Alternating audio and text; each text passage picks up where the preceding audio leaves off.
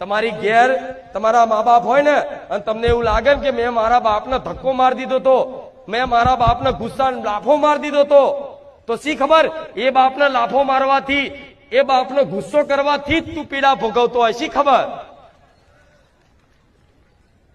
અને આ વાતે જો દેખાય ને સ્પષ્ટ પોતાનો ગુનો, પોતાની ભૂલ, તો એ બાપ ભલે ગમે તે હોય એના પગે લાગીને કહેજો ભૂલ ચૂકતી મારાથી કઈ વાણી નીકળી જેવું હોય ને બોલાઈ ગયું હોય મને માફ કરજો. આ તો 12 મહિને લોકોને પગે લાગતા જોરાવ. શું કેવું કહો? શરમ શરમ એટલે મા બાપ માતા પિતાના પગે લાગતા શરમ આવે તમને? અને ભુવાના પગે લાગવાના હોય તો આખા લોબા હોટ થઈ જાય. એનાથી ઉંમરમાં નાનો હોય તોય આ શું ખોટું?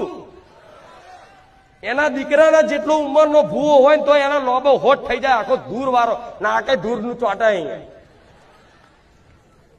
પણ જો એટલો દંડવત ખાલી માતા પિતા થઈ ગયો હોત ને તો હારા હારા કર્મો ધોવાઈ જાત, હારા હારા પ્રારબ્ધ કપાઈ જાત. એટલે ગમે તેવું દેવ દુઃખ હોત કે ગમે તેવું કોઈ કરી નાખ્યું હોય ને તો એ સેવામાં એ સામર્થ્ય માતા પ્રસન્ન થઈ જાય આપે રૂપે કે દીકરા એનું ધર્મ નિભાવ્યું, એનું કર્તવ્ય નિભાવ્યું. અને અસલ કર્તવ્ય એ જ પૂજા છે. તમારું કર્તવ્ય એ જ અસલ પૂજા છે.